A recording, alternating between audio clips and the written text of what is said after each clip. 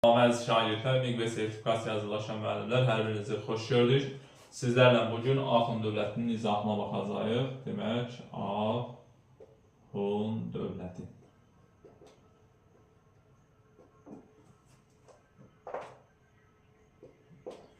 İlk öncə bunu qeyd edək ki, Axundlar, yadda saxlayaq ki, Qafqazdan Hindistana qədər olan ərazilərdə məskunlaşmışdır. Qafqazdan Hindistana qədər olan ərazilərdə. Hindistana qədər olan ərazilərdə məskunlaşdı. Yəni bizdən soruşulsa ki, Axundlar hansı ərazilərdə məskunlaşmışdı? Qafqazdan Hindistana qədər olan ərazilərdə. Və yaxşı, bunları qədim dövrdə necə adlandırırdılar? Qədim dövrdə, yadda saxlayırıq, Kadusi adlandırırlar. Necə? Kadusi. Düzdürmü? Və yaxşı, orta əsrlərdə necə adlandırırlar? Orta əsrlərdə Abdal tayfası olaraq adlandırırlar. Və burada belə bir məqamda fikir verək ki, hər ikisi Samitlə başlayır. Qədim dövr, Kadusi, hər ikisi Saidlə başlayır. Orta əsr Abdal tayfaları idi. Və Antioxiyalı İoxanın məlumatında kimin? Antioxiyalı İoxanın məlumatında qeyd edirdi ki, həm də Kadusilər biz Axundlar hesab edə bilərik. Ancaq Pyotrun həyatında isə əsərində belə bir məqam var idi ki, Axundların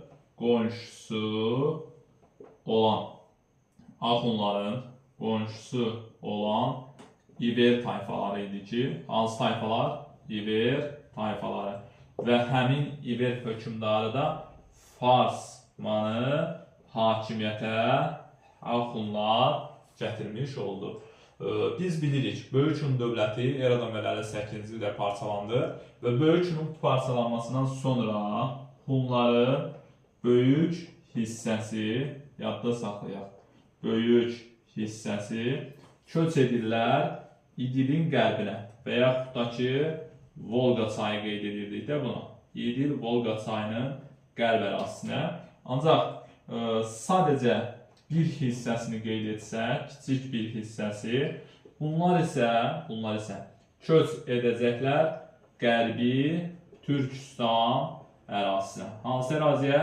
Qərbi Türkistan ərazisinə. Demək, bəs dövlət nə vaxt yarandı? Yəni, Axund dövləti nə vaxt meydana gəldi? Axund dövləti biz yadda saxlayaq ki, 4-cü əsrin ikinci yarısında yaranmışdı. Nə vaxt yaranmışdı? 4-cü əsrin ikinci yarısında təbii ki, yarandı. Yəni, bu dövlətin yaranması 4-cü əsrin ikinci yarısındaydı. Bəs bu dövlət hansı adla tanınmışdı və nə vaxt? 5-ci əsrdən, yadda saxlayaq, 5-ci əsrdən Eftalilər kimi tanınmışdı. Necə? Eftalilər kimi, yəni Eftal xanın adı ilə tanınmış bir dövlətdir.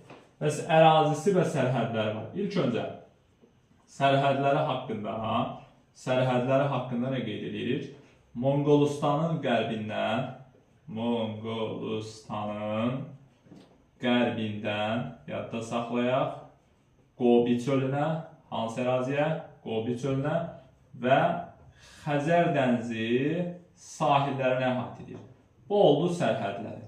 Bizdən əgər ərazisi soruşulsa, ərazisi qeyd edirik ki, Mərkəzi Asiya, daha sonra Əfqanistan,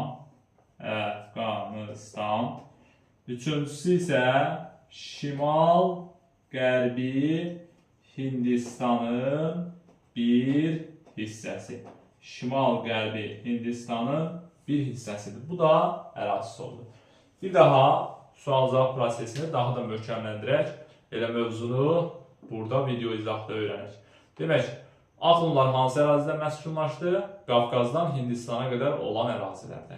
Qədim dövrdə necə adlandırdılar? Kadusilər. Orta əsrlərdə necə adlandırdılar?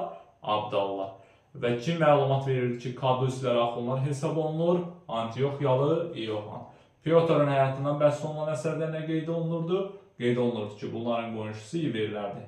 İber hökmdarı kim idi hakimiyyətə gələn? Farsman. Başqa burada bunların hamısını qeyd etdik. Bir də Böyükün dövlətinin dağılmasından sonra böyük hissəsi hara doğru köç edir? Edir Volqa çayına. Bir hissəsi hansı əraziyə? Qərbi Türkistana. Dövlət nə zaman yarandı? 4-cü əsrin ikinci yarısından. Nə vaxt Eftalilər adı ilə tanındı? 5-ci əsrdən. Daha sonra sərhədləri hansı ərazidir? Monqolistanın qərbi, Qobi çölü, Xəzər dənizi ərazisi, Mərkəzi Asiya, Əfqanistan və şimal-qərbi Hindistan. İndi isə keçid alaq 5-ci əsrdə Axunlarla hakimiyyətə gəlmiş şəxslər. Təbii ki, Eftal xanın adı ilə bağlıdır və 5-ci əsrdən Eftalilər dövləti kimi tanınırdı bu öz yerində. 430-cu ildə isə yadda saxlayaq ki, 430-cu ildə hakimiyyətə Aksuvar xan gəldi. Demək 430-cu ildə hakimiyyətə kim gəlir? Aksuvar xan. Və Aksuvar xan, yadda saxlayaq ki, bu adam fəal xarici siyasət yürütdü. Necə xarici siyasətini yürüdür? Fəal xarici siyasət yürütdü. O cümlədən də ki, işğalçılıq müharibələri apararaq. Nə apararaq? İşğalçılıq müharibələri apardı və bu adam bu işğalçılıq müharibələrini apararaq Sasanilər dövləti ilə və həmin ərazi olaraq İranın şərqi və Türkistana hakim oldu. Sual verilir ki, Aksuvar xan hansı ərazilərə hakim olur? Təbii ki, biz İranın şərqi və Türkistan ərazisini qeyd edirik ki, bu ərazilərə hakim olur. 484-cü ildə Mərv yolu üzərində isə Herat ələ keçirir. Yadda saxlayaq, Mərv yolu üzərində Herat şəhəri var idi ki, həmin şəhəri bunlar ələ keçirmiş oldu 484-cü ildə. İndi isə Aksuvar xan Sasanilərdə hansı hökmdarın hakimiyyətə gəlməsinə kömək etdi?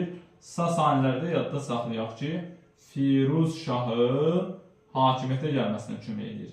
Kimi? Firuz şahın. Firuz şah hansı dövlətin hökmdarı idi?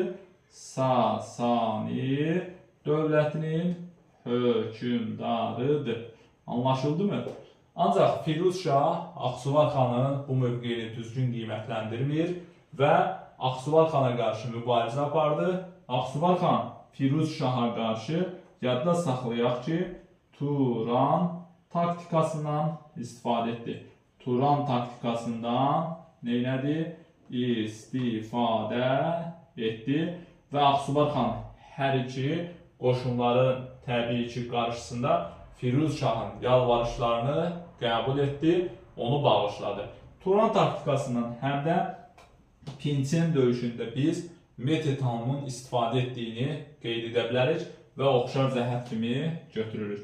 Ancaq Firuz şah bununla ağıllanmır, kifayətlənmir, yenə Aksuvar xana qarşı çıxdı. Aksuvar xan sonunda məcbur qalaraq xəndəklər qazılır, Firuz şah da daxil olmaqla Sasani qoşunları həlak oldu. Firuz şahdan sonra isə hakimiyyətə Sasanilərdə 1-ci Qubad hakimiyyətə gəldi. Kimdən gedir hakimiyyətdə? 1-ci Qubaddan söhbət gedir. 1-ci Qubadın hakimiyyətlərini isə xatırlatma etsək, 488-531-ci illərə əhatə edir. Bəs bu 1-ci Qubad necə olmuşdur ki, Sasanilər və yaxud da başqa adından İran dövləti deyirik, ölkəni tərk edir, söhbət Məzdəkilər hərəkatından gedir. Hansı hərəkatdan gedir? Məzdəkilər hərəkatından. Və Məzdəkilər hərəkatının elə başlanma və başa çatmasını da bir dənə xatırlatma edək yenidən 480-529-cu illərə əhatə edir. Qubad ilk öncə təbii ki, yerli əhaliyə taxıl falan paylayır, ancaq əyanların xoşuna gəlmədi. Ona görə də bu ölkədən qovulur və sonda isə Aksuvar xan 1-ci Qubada köməklik edərək Məzdəkilər hərəkatını yatırdılar. 1-ci Qubaddan sonra isə Sasanilərdə hakimiyyətə Xosrov, yadda saxlayaq, Ənuşirvan gəldi. Kim gəldi? Xosrov Ənuşirvan.